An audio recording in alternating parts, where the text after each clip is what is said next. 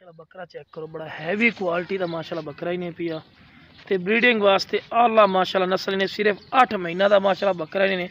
तो ऊंचाई जी पे तकरीबन 34 इंच माशाल्लाह ऊंचाई इस कंड तक। तो वेल ही वेखो बिल्कुल लंबी वेल च और दुम बिल्कुल तीर वाली कार माशाल्लाह सीधी सू। तो बहुत हैवी माशाल्लाह बकरा ही ने।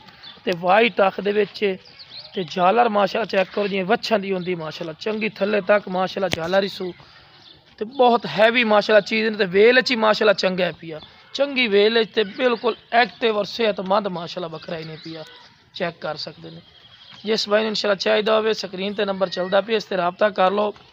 और रेट थोड़ा तो भरना पौसी ये उन्होंने भाइयों वास्ते जेडे फार्मर हजरात ने पे उन्होंने जिन्ना बकरा विखा रही हैं कि ये बकरियां वास्ते A+ होता है।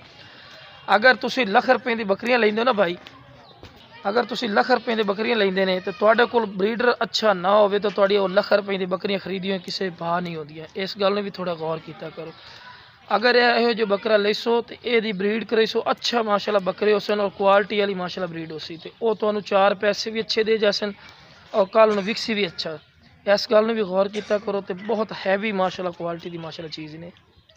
माशाल्लाह बरीकी भी चेक कर सकते हैं, बिल्कुल चमकदार पशम च और रेशम वाली कार बिल्कुल पशम है। तो फेस नकौड़ा बिल्कुल तोते वाली कार। लोग तोता फेस तो आखते हैं लेकिन भाई तोता फेस असल ये होंदा है। और माशाल्लाह A+ क्वालिटी का माशाल्लाह। और वेल च वेखो चंगी लंबी वेल और आला माशाल्लाह नस्ल का पिया।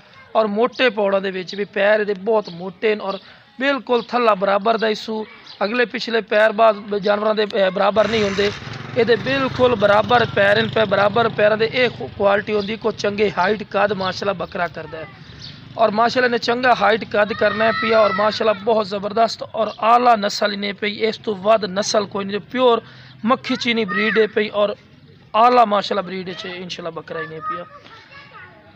ओके जनाब, अस्सलाम वालेकुम। वीडियो पसंद आवे तो जनाब लाइक ज़रूर करना है पिया।